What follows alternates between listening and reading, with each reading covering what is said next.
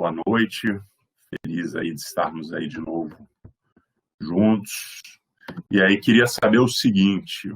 Pessoal, queria entender aqui um pouco a história que surgiu hoje no grupo, que várias pessoas, e agora a própria Érica falou, que vocês já passaram por essa matéria. Vocês já passaram pela matéria da primeira semana, aquela discussão de políticas públicas, ou vocês já passaram mesmo pela discussão de avaliação de políticas públicas? Qual matéria? Professor, na verdade, na matéria de avaliação de políticas públicas, a gente teve a abordagem de Spink Anderson, né, sobre o Effort State lá, e aquela lá, o top-down e bottom, aquela outra das metodologias e políticas distributivas. Mas, de fato, avaliação, como você fazer uma avaliação, metodologia, a gente não teve. E qual foi a matéria essa aí, Ariel? Que matéria era essa? Foi do período passado. Não me recordo o nome aqui agora, porque faz tempo que eu não lembro do ano passado aqui. Tá melhor do que o Luiz que falou, né, Luiz? Foi período passado, mas eu nem me lembro de qual era o tema. Pelo amor de Deus. Pelo que eu vi no livro que o senhor passou, pode falar, Luiz. Se eu não me engano, é uma das matérias que o Paulo lecionou no semestre passado. Ele lecionou, se eu não me engano, Seminário Temático 4 e outra matéria que eu esqueci o nome. Essa outra matéria foi aquele... Tá, mas vocês viram, na verdade, esse conteúdo, pelo que eu estou entendendo, vocês ouviram esse conteúdo dentro do contexto de políticas públicas. Isso, políticas públicas sociais. O que é uma política pública, o que é uma política social, as formas de Estado, né, do welfare state. Tá bom. Pegaram lá os pingandas. Na verdade, o que a gente vai fazer agora, a gente vai aprofundar, mas vamos aprofundar apenas um ponto. Porque quando a gente discute políticas públicas, um dos temas que a gente trabalha sempre é aquele ciclo da política pública. Então, você fala que tem o surgimento da agenda, você fala que tem a questão da formulação, da implantação e da avaliação. Então, nós vamos, na verdade, aprofundar este último tópico, a questão da avaliação, que vai ser o nosso tema. Então, a primeira semana, nós fizemos uma discussão mais geral para contextualizar. E aí eu acho que fomos muito bem sucedidos na medida que todo mundo entendeu que a gente está trabalhando com uma coisa que vocês já deram uma pincelada, né? E agora a gente vai pegar mais forte. Essa próxima semana, a gente vai fazer uma discussão a respeito da questão metodológica, né? A gente vai fazer duas principais discussões. Uma discussão a respeito da questão do método científico. Então, a gente falou que a avaliação passa por juízo de valor e por juízo de mérito. Então, vamos discutir isso para diferenciar que a avaliação não é opinião, não é achismo. Tá? Esse é o nome, inclusive, do tópico lá das notas de aula da segunda semana. A avaliação não é achismo, tá? É ciência. E aí a gente vai discutir um pouco qual é essa diferença da metodologia e por aí vai. E também vamos discutir algumas questões também por cima a respeito de metodologias quantitativas e qualitativas. Todo mundo que está matriculado na matéria do Paulo, numa das optativas que o Paulo vai oferecer esse semestre, a metodologia de pesquisa qualitativa, vai aprofundar uma parte dessa nossa discussão. Vou explicar, basicamente, o que existe ali, quais são as visões, alguns instrumentos, vou falar deles, e imagino que o Paulo vai fazer uma discussão muito mais aprofundada a respeito disso. Mas é isso. A gente vai discutir, então, isso e vamos fazer uma breve discussão a respeito dos diferentes tipos que a gente classifica as avaliações. Dúvidas com relação ao texto, com relação aos vídeos? Como é que estamos? Alguma questão, alguma dúvida, uma questão que chamou a atenção, uma questão que se imagina que poderia ser desenvolvida e se vai ser ou não vai ser? Então, é um pouco essa discussão aí. Alguém teria a contribuição aí para a gente começar a falar? Então, professor, com base na minha leitura aqui do livro, que é da metodologia de avaliação de políticas públicas, eu fiquei um pouco personagem da equipe com essa parte do processo coordenado de avaliação de políticas públicas, que seria da seleção da política a ser avaliada. Tem uma parte do texto que ele fala sobre 10 políticas na base, em média, e a outra parte que seria a execução da avaliação. Nessa execução da avaliação, ela pode ser feita em métodos quantitativos e qualitativos de amostragem. Por exemplo, quando a gente está trabalhando num aspecto mais de município e de interior mesmo, com muito desenvolvimento, e a gente sente uma dificuldade, não sei, aqui sobre tecnologia, a galera ainda utiliza muito banco de dados com informação no papel. Como a gente consegue trazer essa avaliação assim, de forma eficiente, sem ter que ir sacrificando 1 mês, 2 meses de trabalho cansativo?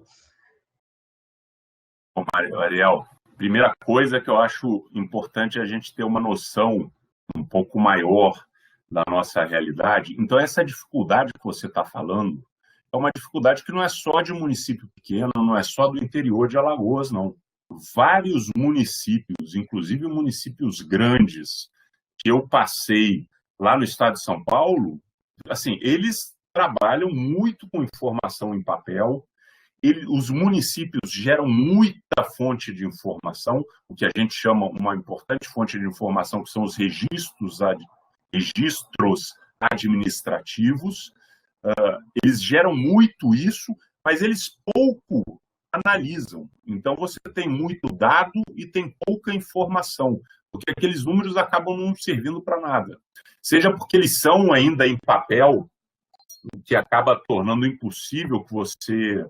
Para pegar uma população, uma cidade pequena, né, de 5 mil habitantes, mas você vai ver 1/3 ali é criança e adolescente que está na escola. Você vai fazer uma análise da escola, 5 mil habitantes, 1/3 ali é 1.500 boletins escolares, frequência, depende do que você vai ver. Então é muita coisa, é difícil você trabalhar isso se está tudo em papel. Mas isso é uma realidade da grande maioria dos municípios do Brasil. Certo? A grande maioria, né, ainda trabalha com registros em papel e a grande maioria não consegue analisar, mesmo quando eles estão informatizados. Eles geram a informação, mas eles não sabem analisar a informação. Por isso que eu falei, assim, essa matéria é tão importante. Dito isso, a gente pode fazer as pesquisas avaliativas, né? A gente pode fazer as avaliações de políticas públicas utilizando várias metodologias diferentes. Agora, o que acontece? Quando você olha uma determinada metodologia, ela vai te indicar um determinado caminho. No texto, nas notas de aula que vocês vão trabalhar para a semana que vem, eu selecionei ali um texto de um post muito legal que eu acompanho no Facebook. Eu acho que vocês podem acompanhar, podem acessar esse post, mas eu transcrevi ali uma parte que fala exatamente da diferença de políticas quantitativas e qualitativas. E ele fala o seguinte, que a quantitativa ela é uma metodologia fundamental para a gente saber quais são os padrões que a gente está estudando. Tá? Então, eu quero saber, entre os alunos da UFAL, qual é a média da nota deles. E a gente tira lá que a média de nota é 5. Eu quero saber dos alunos que entram, quantos concluem. E aí a gente vê que 70%, 50% concluem. A gente está vendo grandes padrões. Agora, quando você faz pesquisas qualitativas, você busca compreender muito mais valores que justificam esses padrões. Então, a gente pode fazer tanto pesquisas qualitativas, como a avaliação. Queremos saber uma política está dando certo, por que ela está dando certo, como que as pessoas consideram que ela está dando certo. Geralmente, a gente vai precisar de uma pesquisa qualitativa. Agora, você quer saber se as pessoas aprovam a política ou não, aí o melhor seria a gente trabalhar com uma pesquisa quantitativa. Tá? E podemos utilizar a metodologia de painel, onde você acompanha uma política ao longo do tempo, tá certo? Pode fazer grupo focal, pode fazer amostras, pode fazer uma pesquisa de avaliação somente com registros administrativos. Então, assim, é muito variado, né? É uma disciplina que, na verdade, é um mundo muito grande de discussão. O próprio livro que vocês leram, que é aquele livro feito pela Casa Civil da Presidência da República, vocês percebem ali que ele tem várias formas de fazer pesquisa. Pesquisa de eficácia, pesquisa de implementação, pesquisa de desenho, pesquisa de diagnóstico. São várias formas. Cada metodologia daquelas é adequada para uma determinada pergunta. Então, é isso que a gente precisa se atentar quando a gente vai fazer, sabendo que existem muitos tipos diferentes de metodologia que cabem dentro das perguntas que a gente faz. E aí, um desafio que a gente tem é escolher a metodologia, a pergunta certa e a metodologia correta. Vou falar aqui, Luiz Gustavo, existe a orientação de a avaliação ser feita por equipes externas, no caso de cidades pequenas, isso geralmente é difícil. A avaliação, quando feita por membros da equipe, ainda são válidas ou a contaminação da mesma é comprometedora? Vamos discutir também nessa semana dentro daqueles tipos de avaliação. Então, você tem avaliações feitas por equipes externas, mas você tem avaliações feitas por equipes internas. Não é comprometedor. Aí nós temos duas questões que precisam ser muito consideradas. A primeira questão é a questão da metodologia. É óbvio que uma avaliação interna ela tende a proteger quem está no dia a dia trabalhando com aqueles temas. Isso aí é uma coisa natural. Por isso, você precisa ter uma metodologia muito clara e muito rigorosa. Isso também era um ponto de destaque na definição de avaliações de políticas públicas que a gente viu na segunda parte da primeira aula. Ela tem o juízo de valor, ela tem não sei o quê, e ela tem uma metodologia rigorosa de coleta, de análise, de tratamento dos dados. Então, assim, mesmo eu sendo uma parte interessada, se a minha metodologia é acima de qualquer suspeita, isso já facilita a minha defesa com relação aos resultados da avaliação.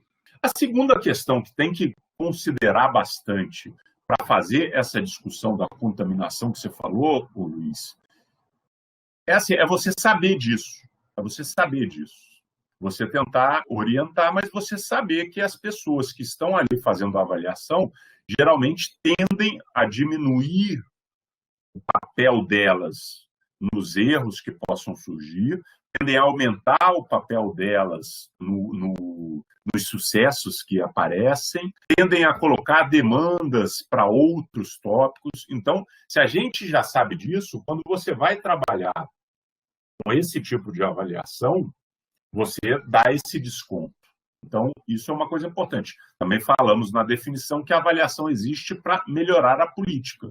Então, você precisa entender que as pessoas que estão ali avaliando não se trata de uma coisa isenta, tecnicamente solta no mundo. Existem pessoas ali que são muito comprometidas com aquela política e, como eles estão fazendo a avaliação, obviamente, eles não conseguem ver algumas coisas, eles exageram na visão de outras e eles tendem sempre a entender, que todo mundo pensa isso, que está dando o melhor de si para o seu trabalho.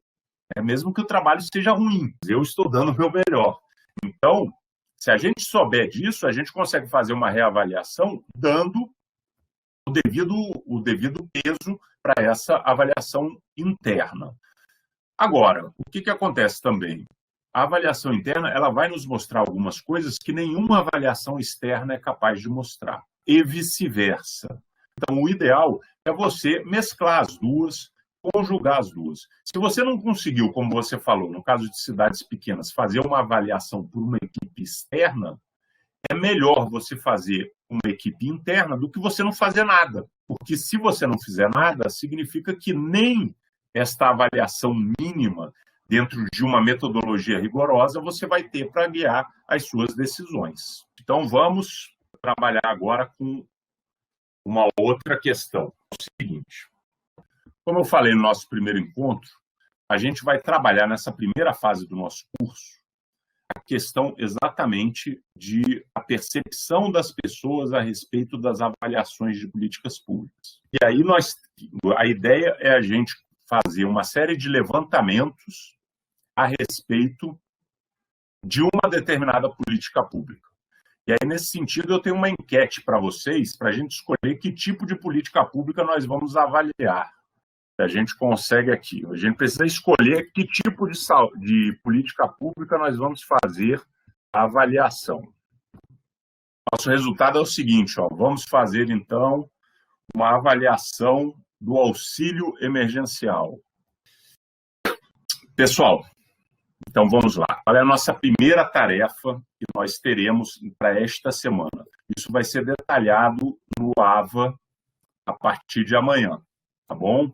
Mas, primeiro, teremos um texto, além da nota de aula, vai haver um texto, que é um texto bastante interessante, sobre metodologia, falando dessa questão que o Ariel levantou, metodologias quantitativas e qualitativas. Então, é um texto que vocês devem ler, ajudará provavelmente para a matéria do professor Paulo, então será lá indicado um texto para leitura.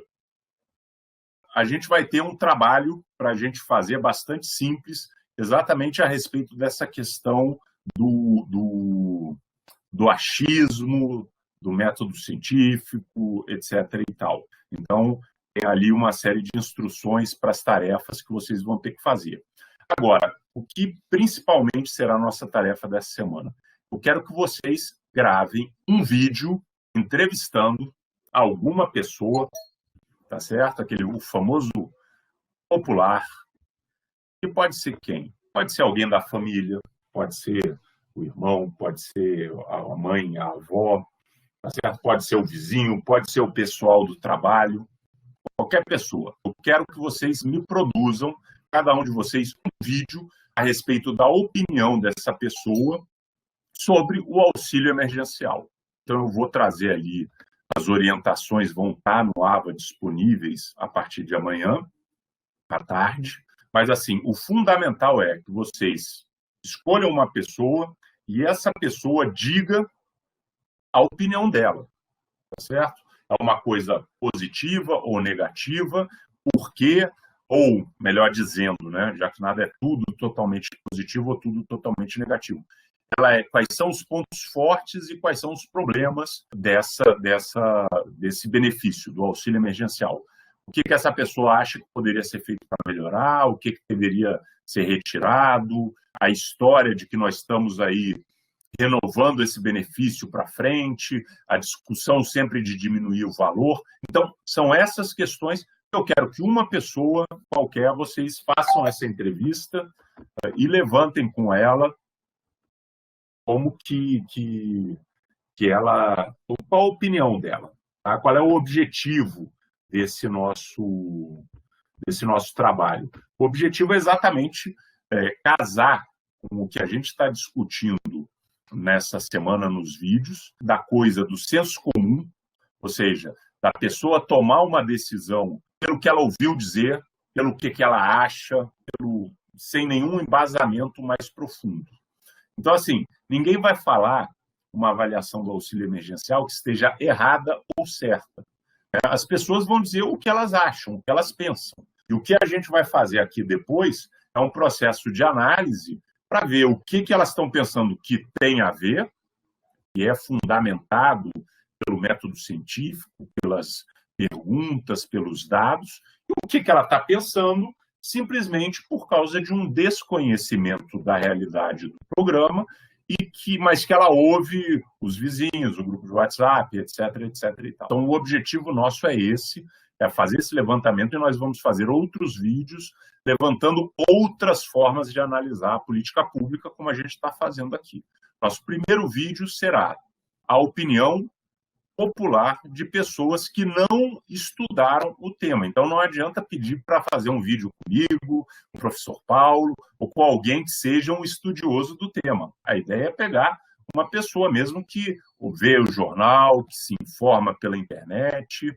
Essa pessoa vai falar isso.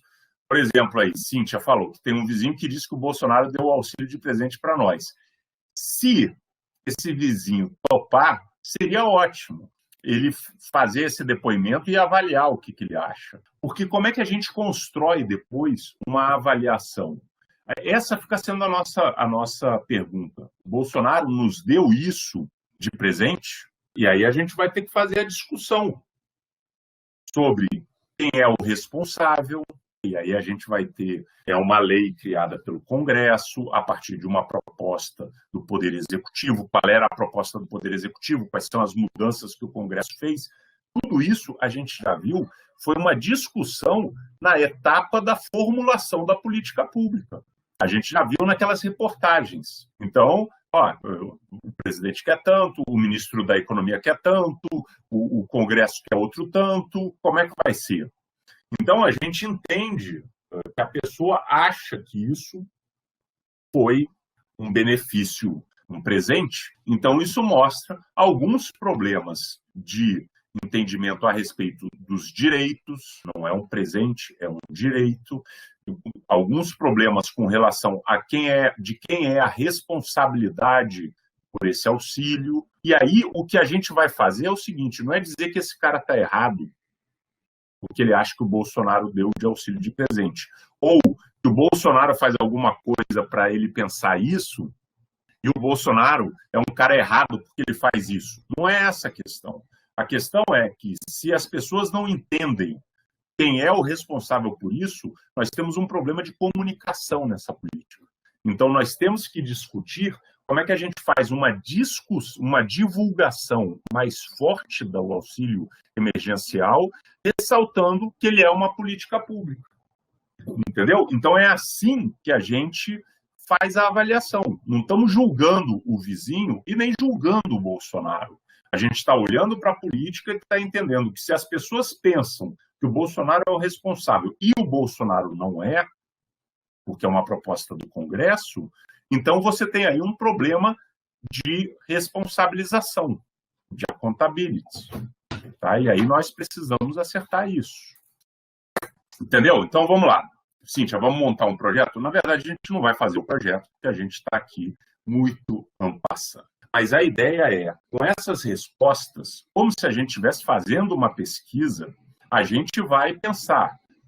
O nosso foco é como melhorar a política. Então, não vamos questionar, não é julgar se o vizinho está correto ou se está errado. Não é julgar se o presidente está querendo levar a fama. É óbvio que ele quer, é óbvio que eu também quero levar, é óbvio que também o Congresso quer levar. Entendeu? Isso faz parte do jogo. Tá? Agora, o que a gente vai entender é, se as pessoas não entendem a diferença entre presente e direito, nós precisamos que na política pública tenha uma preocupação na divulgação para deixar claro que é um direito e não um presente. Então, a gente vai trabalhar dessa forma com as respostas. E aí, a gente não vai fazer exatamente um projeto, Cíntia, mas a gente vai começar a trabalhar, vamos ver a opinião das pessoas, vamos ver os dados, vamos levantar os números, tá certo? Para saber se o que as pessoas falam é ou não é relevante, tá? E vamos fazer, então, uma discussão a partir do que os especialistas falam. E aí a gente vai comparar esses 3 dados e aí vamos tentar entender o que poderia ser feito para melhorar. O auxílio emergencial é um presente para os brasileiros, a inflação é outro presente. André traz aqui outra questão. Veja bem, vocês estão aí brincando, tudo cheio de kkkk. Mas aqui você consegue ver as questões. Será que a inflação é fruto desse auxílio emergencial? Existem pessoas que falam que sim, que você está relacionando uma coisa com a outra, tem muito gasto público, etc. e tal. Então, vocês percebam como a gente, a partir de um tema, auxílio emergencial, pode levar a vários questionamentos que a gente precisa pensar. E que as pessoas estão falando por aí, mas estão falando sem saber. Geralmente, quem não recebe o auxílio emergencial é contra, quem recebe é a favor, quem recebe auxílio emergencial não recebia Bolsa Família, falava mal do Bolsa Família, agora não fala mais. Mas isso faz parte. Não se trata de julgar as pessoas, como as pessoas são ingratas, são irresponsáveis, são interesseiras. Não é isso que a gente está discutindo. A gente tem que discutir como é que a gente melhora o auxílio emergencial caso ele seja eficiente no que ele se propõe. Com o avanço da tecnologia e o aumento das demandas por informação, a Big Data passa a ser uma área de conhecimento que auxilia na avaliação eficiente das políticas públicas. Atualmente, existem empresas que trabalham com alguns algoritmos que quantificam e processam grandes variedades de informações disponíveis em bancos de dados públicos, como, por exemplo, a Bright City e outras startups. Visto isso, como o senhor avalia a participação de parcerias público-privadas na elaboração de propostas e projetos de políticas eficientes? Cara, eu acho que, na verdade, o ideal, Ariel, é que você tenha uma articulação entre o Estado e o mercado. Você tenha uma articulação entre o público e o privado. Agora, como é que isso dá certo? Isso dá certo a partir de uma profunda democratização de tudo que for feito. Então, tudo que for feito tem que ser extremamente participativo, tudo que for feito tem que ser extremamente discutido com toda a sociedade civil organizada, tá certo? Não podem ser projetos rápidos, tem um processo muito demorado para você conseguir incorporar todo mundo. Porque é assim, através da transparência e da participação, que você consegue quebrar os grandes problemas que nós temos hoje na parceria público-privada, que é o quê? É uma parceria feita para o dinheiro público atender interesses privados. Agora, isso não é feito porque parceria público-privado é uma coisa naturalmente ruim. Ela é organizada de uma forma ruim. Como? Quando você faz isso dentro de um gabinete. Não estou nem falando, veja bem, do tema da corrupção, que vocês sabem que eu não sou a favor de ficar falando tudo é corrupção. Falando mesmo assim, de repente você tem um prefeito, você tem um secretário que tem uma visão que não é a melhor visão para aquela comunidade. Que às vezes ele não é nem daquela comunidade. Ele está fazendo obra num bairro e ele mora em outro bairro. Então, assim, você precisa discutir com os moradores daquele bairro aquela obra, discutir quais são os problemas que podem ter, quais são as outras alternativas, etc, etc e tal. Então, quanto mais você aprofunda nos mecanismos de participação e de transparência, mais você consegue ter bons resultados em políticas públicas. E aí, para mim, sendo uma política totalmente estatal ou sendo uma parceria público-privada, é o de menos. Vamos lá.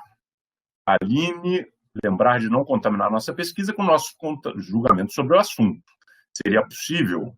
Exatamente, Aline, lembre-se disso. Mas veja bem, vocês não estão fazendo agora a pesquisa, vocês estão coletando a opinião de outras pessoas. Como eu falei, nós temos o processo... não falei. Falei na aula que vai estar disponibilizada para vocês, mas como vocês verão na aula gravada, o método científico tem várias etapas, e uma das etapas é de coleta de dados. Vocês precisam tomar cuidado para não fazer aquelas perguntas capciosas. Você acha que o Bolsonaro é um santo porque ele nos deu esse presente? Isso não é uma pergunta adequada. Da mesma forma, você fala, você não acha que o Bolsonaro é um pilantra porque ele se apropria? Também não é uma pergunta correta. Mas você perguntar qual é a sua opinião sobre isso. Depois a gente vai discutir, e aí quando a gente discutir as opiniões, aí é que surge essa preocupação de evitar que o nosso julgamento dê um viés de o cara dizer, o entrevistado dizer uma coisa e a gente pensar que ele está dizendo outra.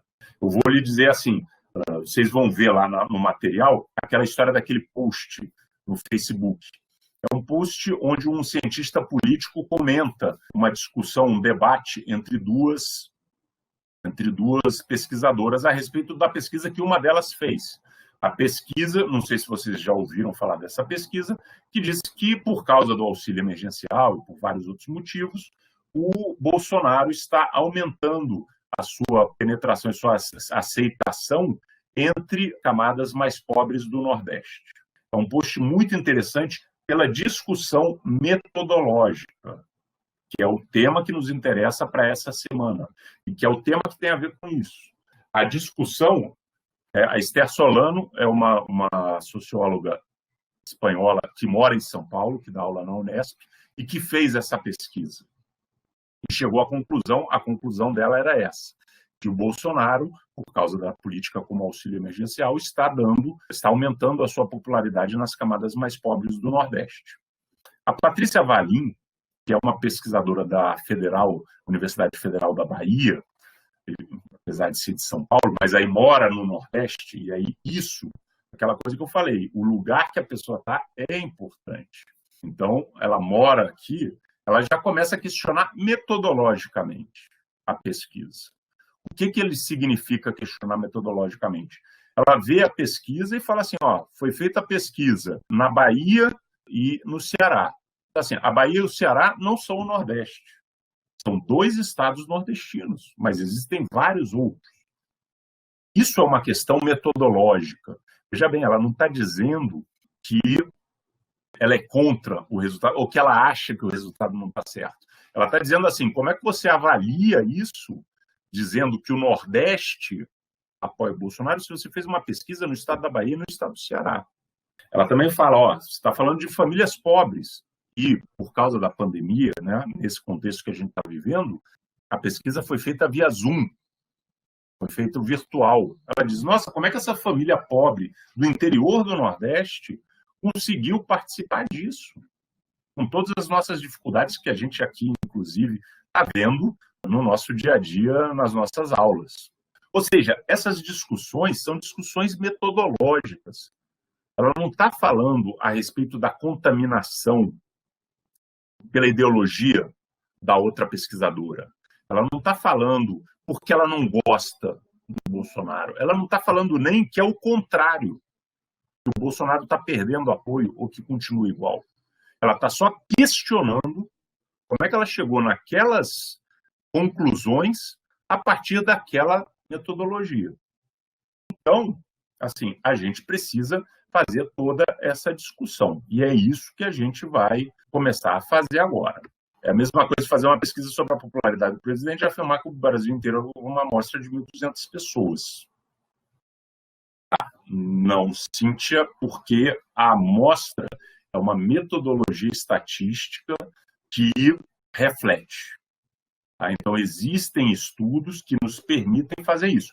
A questão é, a gente precisa fazer a pesquisa sobre a popularidade do presidente e perceber quais são as informações que eles perguntam. Por exemplo, você pergunta se o Bolsonaro tem faz um governo bom ou ruim, aí o cara responde.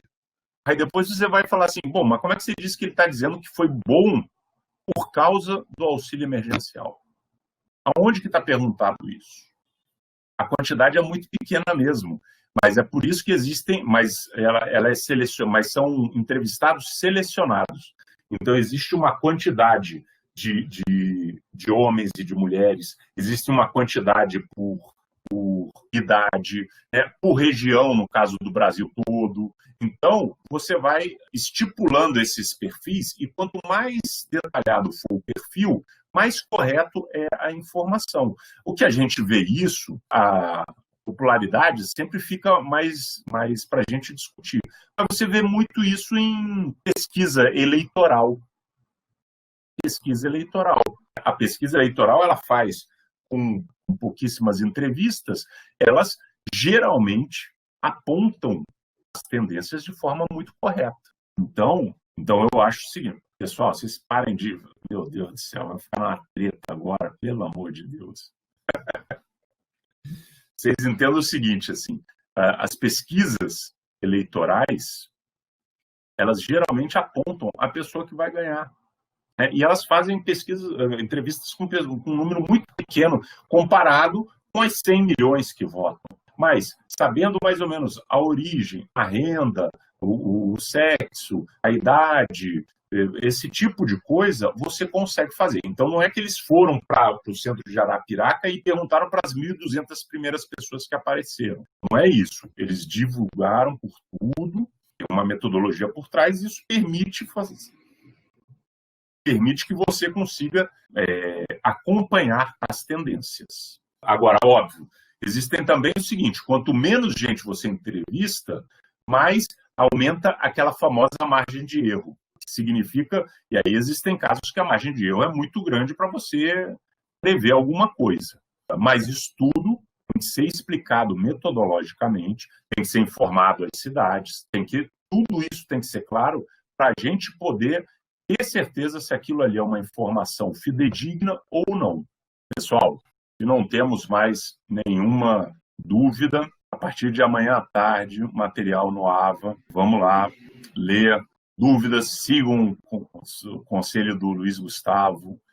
Vamos discutir no grupo de Zap, tá certo? Pessoas dizendo que não conseguiram acesso ao material, bota no grupo, alguém que conseguiu explica como é que faz, entendeu? Vamos usar esse grupo aí para facilitar as nossas interações, ok?